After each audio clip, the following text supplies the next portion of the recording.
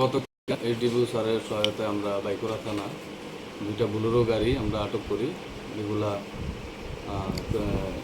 Cruelty two animal act violation আমরা দুইটা গাড়ি থেকে মোট 17টি গরু আমরা এবং গাড়িরও সিজ করি এবং এগুলো এখন তো এই ব্যাপারে একটা কেস রেজিস্টার হয় বাইকুড়া থানাতে 325 BNS এবং the cruelty two animal act সেকশনে এবং এমবি অ্যাক্টের 11 সেকশনে কেস রেজিস্টার হয়।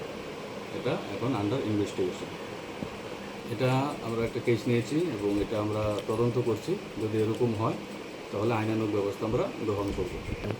এই বিষয়ে যদি এরকম কারোর নাম আমাদের কাছে আসে তদন্তে এবং আইনানুগ ব্যবস্থা আমরা অবশ্যই গ্রহণ করব।